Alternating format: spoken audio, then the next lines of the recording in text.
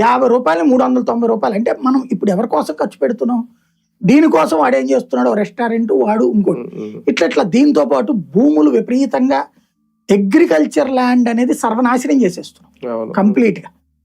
Agriculture lands ఎప్పుడైతే నాశనం అయిపోతాయో automatic గా వ్యవసాయం ఎట్లా జరుగుతుంది? ఇప్పుడు ఫర్ ఎగ్జాంపుల్ ఉపాధి పెరుగుతుంది అనేది ఒకటి అయితే ఉంది. చాలా మంది ఇక్కడే మోసం చేస్తున్నాం ప్రజల్ని. ఇప్పుడు ఫర్ ఎగ్జాంపుల్ అమరావతి ఏరియాలో ఒక 50,000 ఎకరాలు తీసుకున్నారండి. 50,000 ఎకరాలు నువ్వు ఒక 50,000 మందికి ఉపాధి ఇస్తానని చెప్తున్నావు. ఇంకా 50,000 రాలేదు ఉపాధి. 10,000 మందికి ఉపాధి ఇస్తావు. గుడ్. 50,000 ఎకరాల్లో 50,000 కుటుంబాలు బతుకుతున్నాయి కదా. 50,000 కుటుంబాలు అంటే 5 4 2 లక్షలు కదా. ప్లస్ వాళ్ళ దగ్గర పనిచేసిన ఈ పాలేర్లు వీళ్ళు లెక్కేసుకుంటే ఇంకొక 2 లక్షలు అవుతారుగా.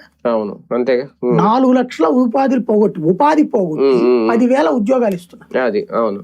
ఇది మనం మిస్ అవుతున్నాం. ఇప్పుడు గూగుల్ వాడికి 100 ఎకరాలు ఇస్తాం మనం, వాడికి నీళ్ళు ఇస్తాం, కరెంట్ ఇస్తాం, వాడి ద్వారా ఉద్యోగాలు బోల్డ్ వస్తాయని మనం చెప్తున్నాం.